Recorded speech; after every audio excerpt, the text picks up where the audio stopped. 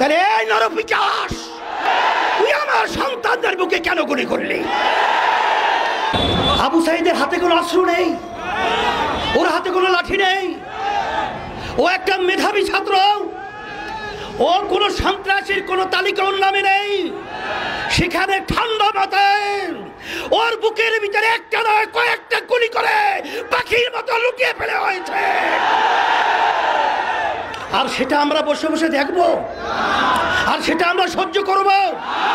এটা হতে পারে না, হতে দেওয়া যায় না। এর প্রতিবাদে রাস্তায় নামতে হবে।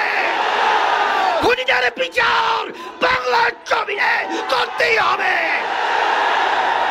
আজকে এই প্রতিবাদ এবং এই বিক্ষোভের পূর্বে এই সমাবেশে বক্তৃতা দেওয়ার মতো কিছু নেই। বক্তৃতা আমরা সবাই জানি কোন উদ্দেশ্যে আমরা এখানে এসেছি। তবে আজকে ইসলামী আন্দোলন বাংলাদেশ প্রতিষ্ঠিত হয়েছে, তার লক্ষ্য উদ্দেশ্য হলো অন্যায় প্রতিবাদ, ন্যায়ের পক্ষে।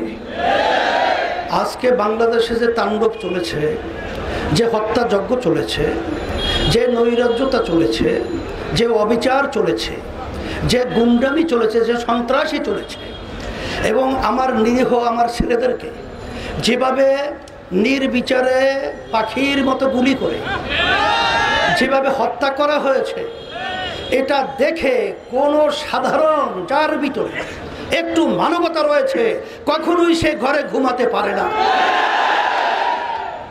তারই অংশ হিসেবে আজকে আমরা রাজপথে এসেছি।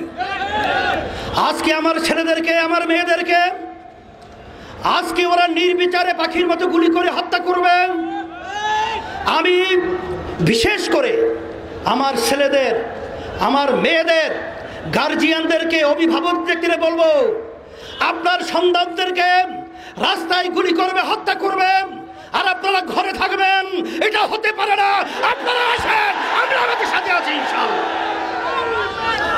সাথে সাথে আজকে কোন দেশে আমরা বসবাস করছি? আজকে আশ্চর্য, একটা ছেলে আবু সাইদ,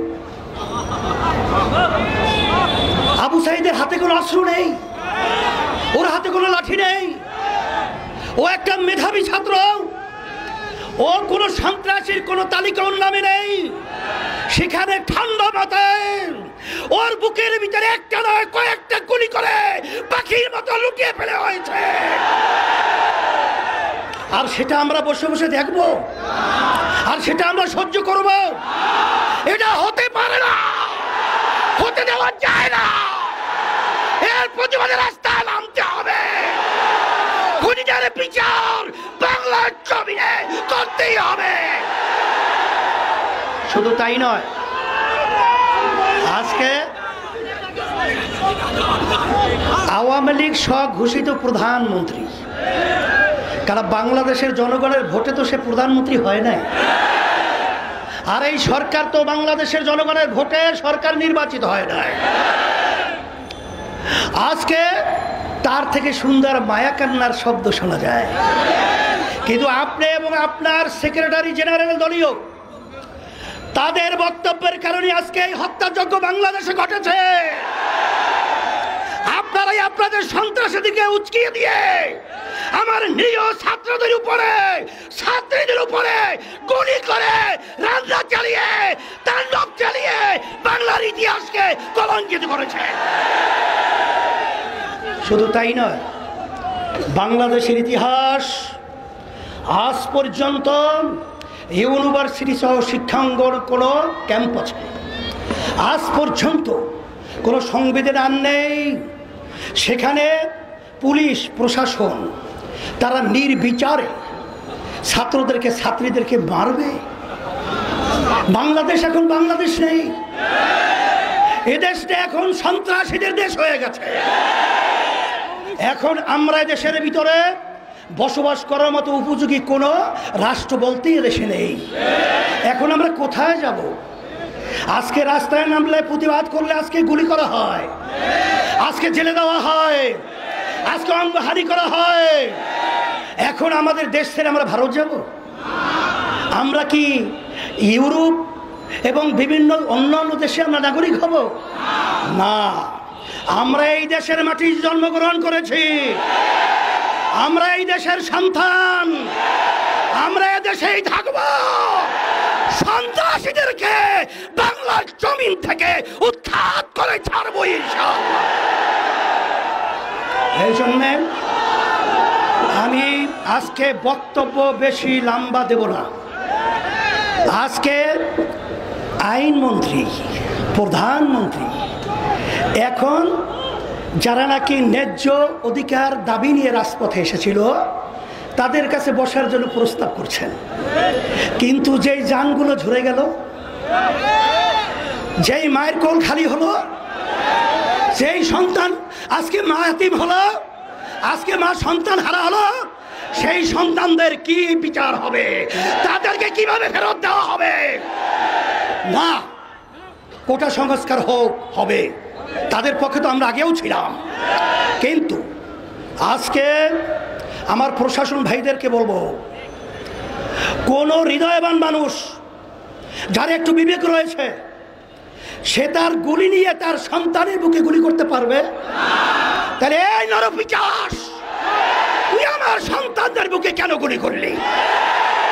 তাহলে বোঝা গেল তোরা প্রশাসনের নামে কলঙ্ক।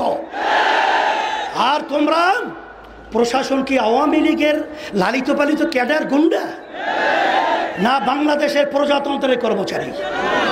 কিন্তু তোমাদের কার্যক্রমের মাধ্যমে আজকে প্রজাতন্ত্রের কর্মচারী প্রমাণিত হয় নাই।